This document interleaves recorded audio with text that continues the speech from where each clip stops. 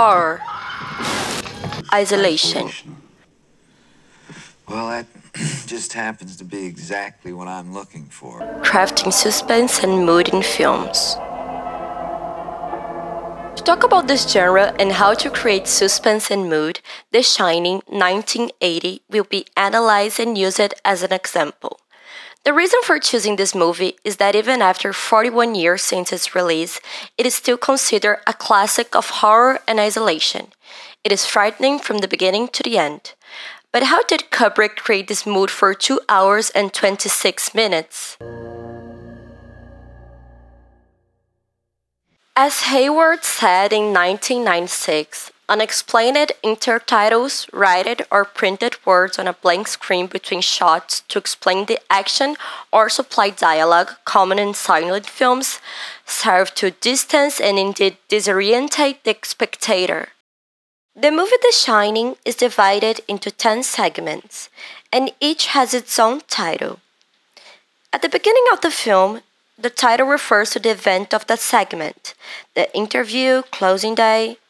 However, as the film goes on, the tension increases and the time intervals become smaller. They become a month, days of the week, hours until the last day at the hotel.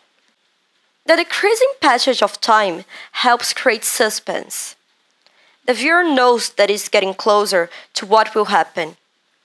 Kubrick segmented the film to disorient the viewer, to make them more tense, and this occurs because the captions always comes after an unsettling or ambiguous moment. It's just like pictures in a book, Danny. It isn't real.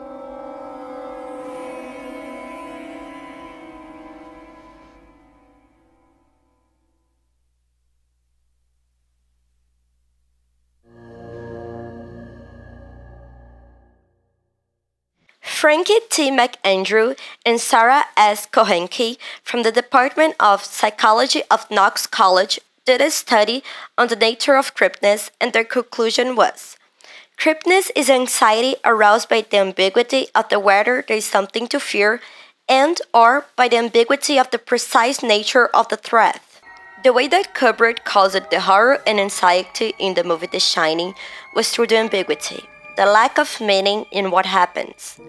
The music is unsettling and unpredictable. It always indicates that something is going to happen and puts the viewer in the peak of tension, but nothing occurs. The setting is clear, bright and colorful, elaborate, very detailed, and presented by symmetrical wide-angle framing. It is the opposite of what we have in our minds about a horror movie. What is disturbing comes from the uncertain. For example, when someone wears a mask, there's no guarantee that they will be a threat or not. Their intentions are hidden and unknowable. It is ambiguous.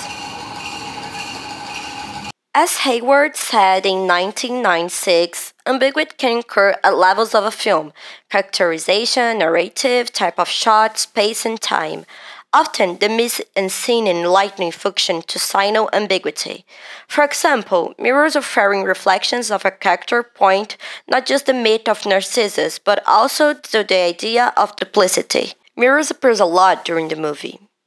Kubrick used it as an object of duality and ambiguity. For example, the scene where Danny is in the apartment where he lives with his parents and has visions of the tragedy that marks the history of the overlooked hotel.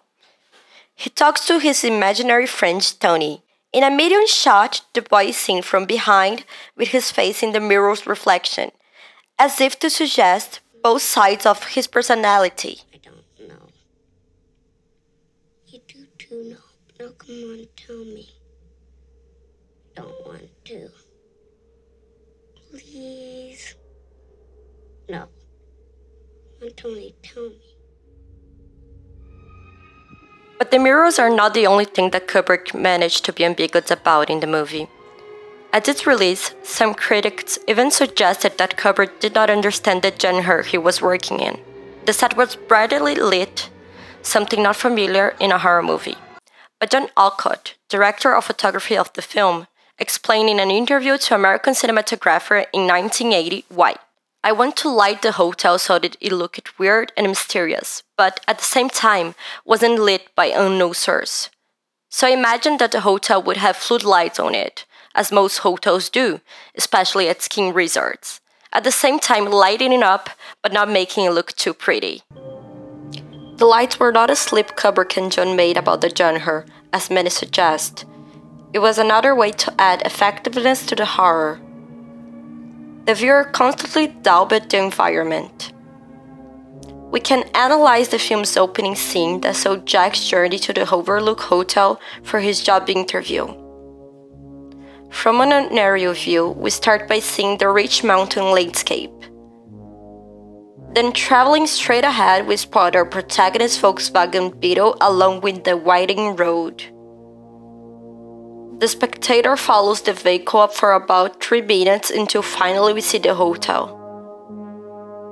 A bright, colorful, beautiful image that does not seem like a threat, but the music does not follow that same pattern.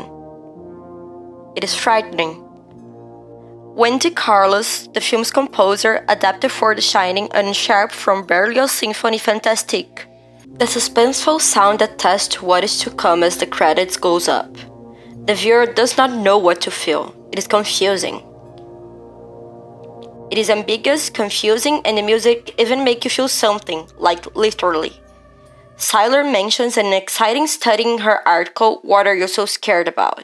A study done on human response to nonlinear sounds in film soundtracks determined that nonlinearities seem to be broadly evocative in vertebrates, and their analogs can be used to influence humans' emotions. This means that horror movies composers can use all kinds of nonlinear noise, screams, unusual instrumentation, and unusual harmonies to elicit a natural reaction of fear. The study cited the soundtracks for The Exorcist and The Shining as soundtracks that had some of these nonlinearities specifically. The sound here and during the whole movie plays with our emotions and takes us to the heat of stress and emotional wear.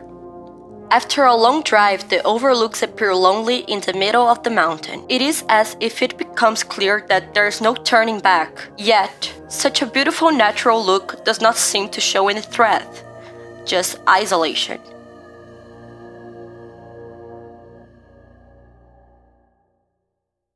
Since we get into the hotel, we hardly see Wendy and Jack in the same frame. Kubrick creates isolation by keeping them apart.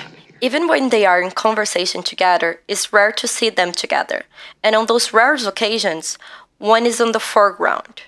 In contrast, another is an afterthought in the background as he descends into insanity. He's doing it alone, we can see it, whereas Wendy and Danny cannot. Another example is Danny, who spends a lot of time playing alone, emphasizing the family's isolation, between themselves and spatially. Kubrick used a wide-angle lens with a single-point perspective to the viewer see how huge the place is and how lonely the character is. But that was not the only camera trick Kubrick used to the viewer feel the isolation. As Lara Mee points in her book The Shining, the film features a number of significant use of the tracking shot, just as these are used where else in Kubrick's works to emphasize isolation.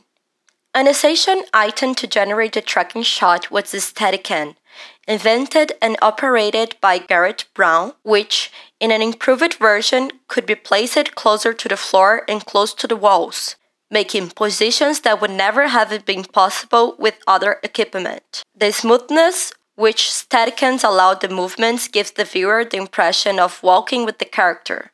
To walk through the rooms of the Vase Hotel, the continuity of the actions gain naturalness. One of the movie's most memorable scenes is Danny riding his tricycle through the Overlook Hotel, which was shot with the Steadicam. The camera follows the tricycle just inches off the ground. We turn with Danny's tricycle through the corridors, creating suspense because we do not know what lies ahead, just like the boy.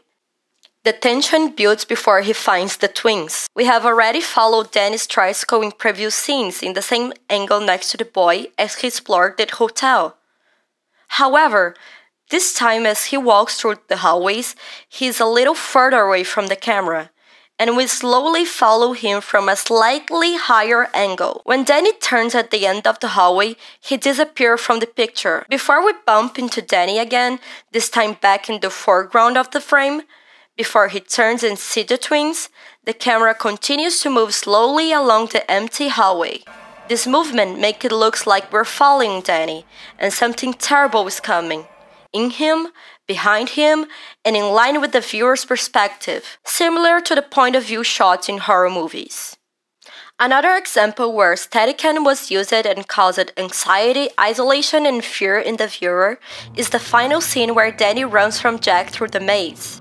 Again, the camera is at a low angle at the level of the boy's foot and causes a claustrophobic feeling in the viewer. We do not have more information than he does. We do not know what he's going to meet next.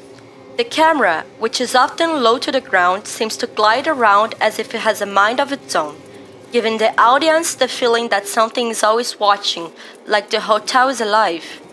The move takes a long time before anything substantial happens. It is about 45 minutes into the film before the conflict starts to build, and an hour and 45 minutes before Jax goes crazy. The longer it takes to create the tension, the more effective the anxiety becomes. It can go forever and ever and ever.